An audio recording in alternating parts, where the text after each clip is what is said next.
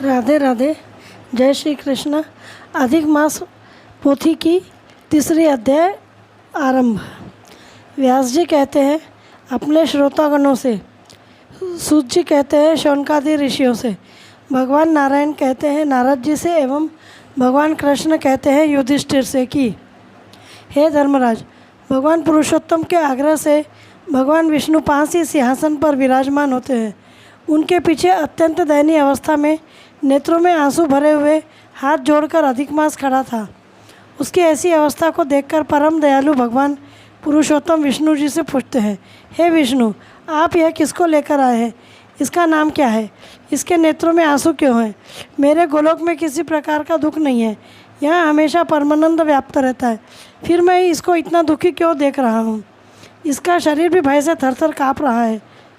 भगवान पुरुषोत्तम के पूछने पर भगवान विष्णु कहते हैं, हे देवाधिदेव, यह अत्यंत दीन व दुखी है तथा निराश्रित और लोगों के द्वारा निंदनीय बना हुआ है। इसी कारण यह आपके गोलोक में आने पर भी दुख से छुटकारा नहीं पा रहा है। हे प्रभु, संसार में घटी, पल, कला, दिन, पक्ष, संवत्सर, ऋतु, अयन, औषधि, लता, वृक्ष, झरने, नदी, तालाब, कुआं, बावड़ी, इन सब का कोई न कोई देता हुआ स्वामी है और वे समय समय पर पूजित होते हैं। आदर की दृष्टि से प्रशंसा प्राप्त है, परंतु इसका कोई स्वामी न होने से सांसारिक लोग इसको शुभ और मलमास कहते हैं। इसके समय पर सब लोग शुभ कर्म करना बंद कर देते हैं।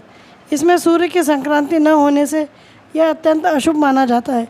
इसके समय पर लोग विवाह, प्रतिष्ठा, यज्ञ, होम, दान, स्नान, जप, यात्रा आदि सब बंद कर देते हैं।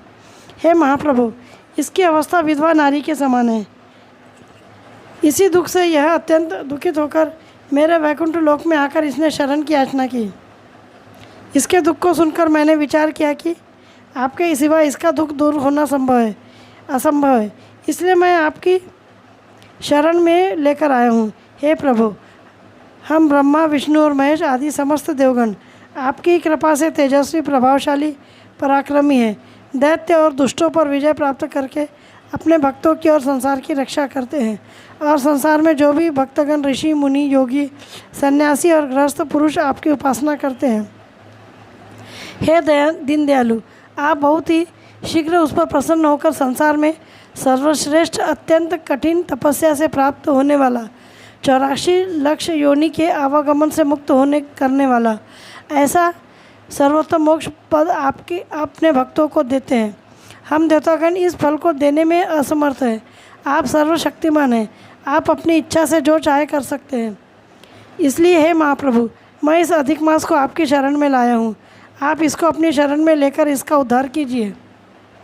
समस्त वेद, पुराण और विद्वान कहते हैं आप निराश्रितों के आश्रयदाता, शरणागत पर शीघ्र प्रसन्न होकर रक्षा करने वाले अत्यंत दयालु हैं। आप अपने इस शरणागत की रक्षा कीजिए। इस प्रकार विष्णु जी भगवान पुरुषोत्तम की प्रार्थना कर हाथ जोड़कर खड़े रहे। विष्णु जी के वचनों को सुनकर भगवान पुरुषोत्तम अत्यंत प्रसन्न होते हुए कहते हैं, हे विष्णु, आपने उत्तम मार्ग इस निराश्रित के लिए चुना। आप इसको लेकर मेरे पास आए हैं। इसका उद्धार करने के कारण तीनों लोकों में आपकी कीर्ति, प्रशंसा होगी। आपने इसको शरण दी है तो मैं भी इसको शरण अवश्य दूंगा, इसमें संशय नहीं है। हे विष्णु, आज से मैं इस अधिक मास को सर्वश्रेष्ठ पद देता हूँ। जैसे मैं देवताओं में सर्वश्रेष्ठ हूँ, उसी प्रकार समस्त भक्ति मार्ग, व्रत, उपवास, दान, पुण्य के द्वारा मनोवांछित फल और मोक्ष देने में यह समर्थवान होगा। जैसे मुझ में दया, कीर्ति, शांति, उदारता, पराक्रम, धैर्य, ज्ञान, वैराग्य, कांति, ऐश्वर्य आदि गुण हैं, उसी प्रकार इस अधिक मास में भी होंगे। आज से यह संसार में प्रसिद्धि और प्रशंसा में सर्वश्रेष्ठ होकर अपने अर्थात अधिक मास आने पर जो भी मनुष्य भक्ति और दान, पुण्य, व्रत, उपवास, नियम धारण करेंगे, उनको मेरे जैसा ही वरदान देने में सामर्थ्यवान होगा। हे विष्णु, आज से अपने सभी गण, गुण और प्रतिभा से इसको संपन्न कर दिया है। जैसे मेरा नाम संसार में प्रख्यात है, उसी प्रकार यह भी जग प्रसिद्ध होगा। हे विष्णु, आज से मैं इसका स्वामी हूँ। इसको मैं अपना नाम पुरुषोत्तम भी देता हूँ। यह आज से सभी महीनों में श्रेष्ठ माना जाएगा। इसका समय मास आने पर जो लोग इसका नियम धारण करेंगे, व्रत धारण करेंगे, अपनी शक्ति के अनुसार धर्म कर्म दान पुण्य करेंगे, वह अनंत पुण्य के और मोक्ष के भागीदार होंगे। इसके जो भक्त वर्ग होंगे उनके समान अतः समस्त दुख दारिद्र्य न होकर सब सुखमय जीवन प्राप्त होंगे और अंत में मोक्ष को प्राप्त करेंगे। आज से यह मेरे ही समस्त समान अपने भक्तों को वरदान देने में सामर्थ्यशील होगा। इसके समय में थोड़ी भी आराधना करने वाले के जन्म जन्मांतर के पाप नष्ट होकर वह अनंत पुण्य को प्राप्त करेगा। जिस मोक्ष की प्राप्ति के लिए संन्यास ब्रह्मचर्य धारण करके तपस्या करते हैं तथा पंचाग्नि साधन व्रत उपवास व सिर्फ वायु का भक्षण धूम्रपान करते हैं, वर्षा ऋतु में खुले मैदान में बैठकर तपस्या करते हैं, भयंकर सर्दी के समय पर्वतों में जाकर तपस्या करते हैं, वही मोक्ष प्राप्ति इस पुरुषोत्तम मास के भक्तों को मैं प्रदान करूंगा।